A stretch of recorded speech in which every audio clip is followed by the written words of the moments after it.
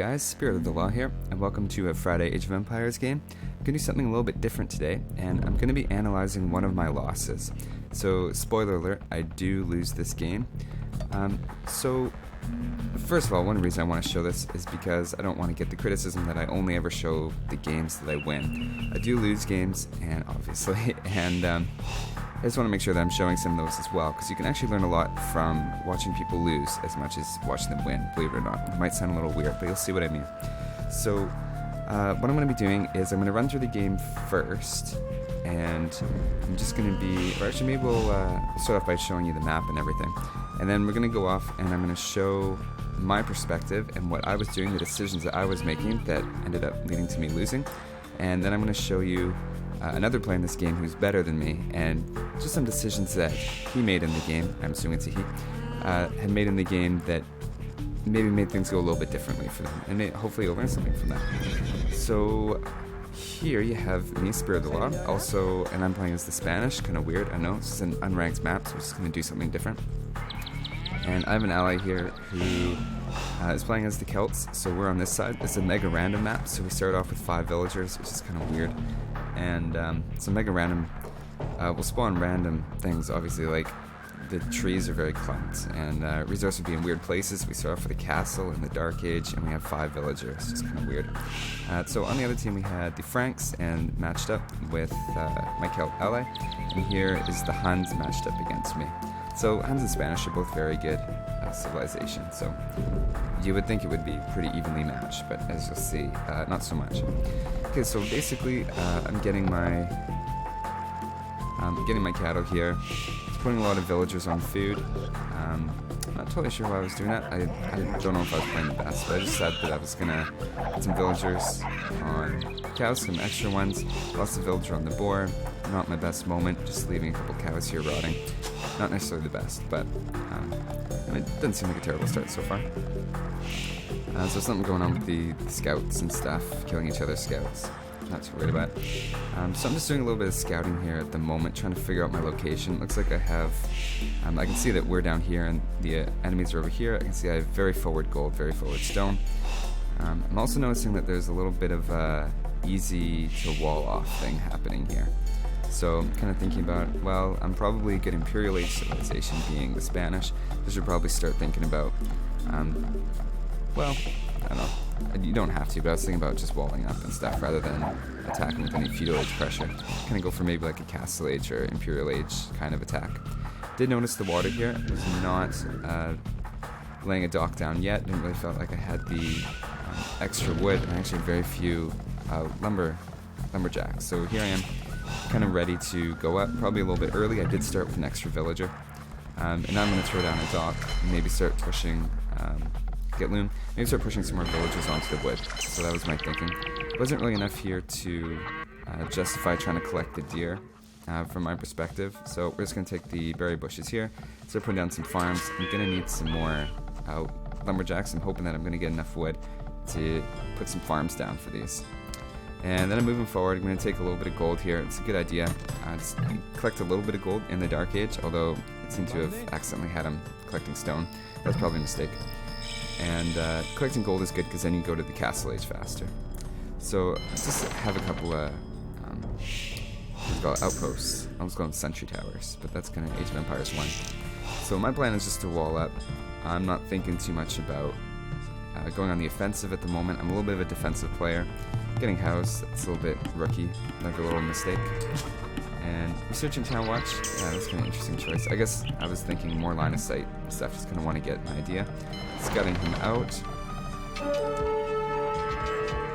And just trying to get a little bit of information on him. I didn't end up getting too much, but I'm feeling okay because of my wall. I think I ended up doubling up the wall, I believe.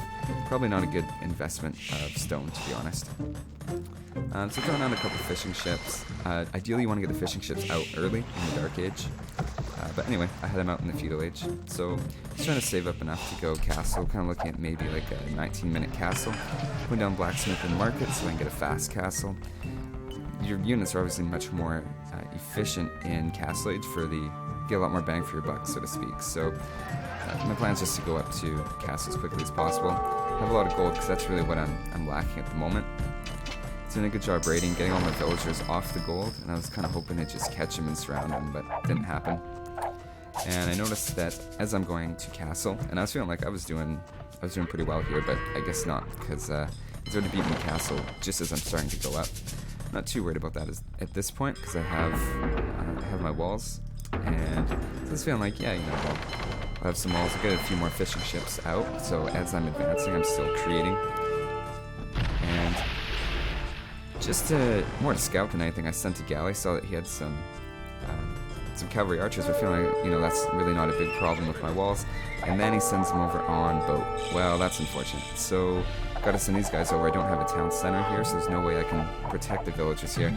At this point, I can tell this is gonna go poorly. You can see the scores as well. My allies having a tough time as well. And so I decided to start throwing down another town center near the wood. This is a really good idea I found in the past, is to put town centers near wood first. And there's my ally saying GG, and I'm getting raided on the side here. I'm trying to make some knights, and I'm just more and more cavalry archers. I don't really have a response to this. I kind of have the resources to mount something, but I would need gold to really get something going. And yeah, so there we go. I'm not even paying attention anymore. I'm just kind of, it's over. I look over at my ally, and he's been walled in, and it's, yeah, not going well. So I think momentarily I'm going to be resigning here. I think I sent my knights and they all got killed. So yeah, that was that. Normally I don't get crushed that much. And so let's just take a look. Actually, so now we're going to replay the game, and I'm going to show you the game from Green's perspective. Obviously you can see here Green had way more than I did, was advancing faster, and seemed to have a much better handle on this game. And even just looking at scores, 2300 versus 36, like he was way ahead of me. So we're going to replay this game, and I'm going to show you from his perspective, and I'm going to point out maybe some of the things that he did differently that gave him an edge. So first of all, we notice, so this is Green. I'm now looking, if I get rid of the map, so now we're looking at his perspective. We did have kind of a cooler positioning of the castle to defend this, which is kind of interesting. It didn't really factor in. So first thing we notice, he's going out and he's scouting with his cattle, which I did not do. Finds water right away, exits it for his ally. I've assumed that they're talking, I can't see any of their chat, but just figuring out what the map's like, and he's figuring out that there's water on both sides. Still exploring with cattle, which is really good. If you look at his scouting at this point versus mine, he has a much better idea of what the map looks like already than I do, which is contributing to his big and early score lead. So he's just doing constant villager production. Interestingly enough, they're all going towards wood. And why is that? Well, it's because he's laying down a dock right away at 5 minutes. Not like right away, but he put it down at 5 minutes. Just to compare to where I'm at this point, I have 18 villagers, and I haven't even started thinking about a dock yet. So you can start to see why this is getting out of hand kind of quickly, because now he has 2 production buildings. He's constantly making fishing ships, and at the same time, this is constantly making villagers, and they're all going to wood. So he's taking advantage of the fishing ships while I'm not, and this is translating to a big advantage. His population's 25 already, and mine's 22. Okay, that's not that bad. It's going to get worse. Now he's 27. So they've found us. They've done good scouting. They know where we are. For comparison, I have no idea where they are. Just everything's happening way faster on his side of the map. I think this guy's rank is like 1650 or 1660, but this guy's playing way, way, way above that. So here he is. So many. He's got like 10 queued up, or he's going to have 10 once all these queued ones are made. And he's looking at 17, 18 lumberjacks, 7 fishing ships. Fishing ships obviously gather faster than most other ones, so here, and from other sources, certainly from berries, so he's getting food faster. So my 7 foragers aren't getting food as fast as his 7 fishing ships. Yeah, look, population of 42, like this is insane. With the 10 fishing ships. So now he's going up to feudal, taking some gold, and got his boar, and he's laying down a barracks. He's already thinking military buildings. He's got me pretty well scouted out, running these lines up and down. He knows all about what I'm doing. Just go back to me. I mean, here I am, very focused on myself. I'm still looking around. I don't really know too much about his base. And whereas he's got a lot of this map figured out already. And here he is, Feudal. He's the last one to Feudal, but he's definitely fast castling. Here he has the resources and certainly the population to go Castle Age at the moment. Whereas I'm 10 behind him and don't have the gold, not even close. So he just needs 50 more food and he's going up. Laying down the blacksmith, laying down some archery ranges. Apparently I did know about those. I didn't notice them, so apparently I scouted them. So even when I scout things, I don't notice them. Losing a little bit of efficiency here. This wasn't an ideal place to put a dog, but you don't always know that at the time. But yeah, transitioning into a little bit of farming. Not as big as I was, but it's working for him. So he's taking a lot of gold, and he's taking a lot of wood, and food's what he's lacking, but he's the Hun, so he gets cheaper cavalry archers. So he's laid down three archery ranges, and he's going to go straight into cavalry archers, I'd imagine here. We're pretty quick. Yeah, there we go. So adding, queuing up, wow, what is that? There's 15 cavalry archers. And he knows about my wall. He doesn't know that this is walled off yet, but he's probably going to assume. So here he makes a transport, getting a little bit of raiding, but he already has the fire ship out. Let's go back to where the calculations are at. I'm at 40 going Castle Age. He's at 60 in Castle Age and is already sending down cavalry archers. So probably, and you know, we know how it ends from here. So probably the biggest thing is taking advantage of the fishing. He was obviously keeping his town center going the whole time or something.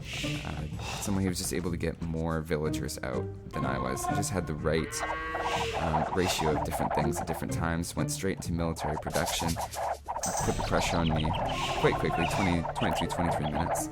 It's a good time to start applying pressure. That would still be considered a rush, it's early enough. Just well, I don't know, is it a Castle Age rush? Hard to say.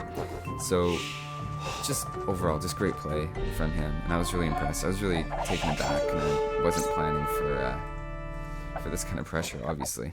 Yeah, good micromanagement, did everything. Well played to the last. So, yeah, hopefully. Oh, I always leave that demo loop on. So, yeah, hopefully you learned something from that, and that was helpful in just seeing. Make sure that you're being opportunistic about the map and giving taking what the map is giving you. And if there's water, use it. You know, especially in the Dark Age, it gives you a huge advantage. Don't delay on that.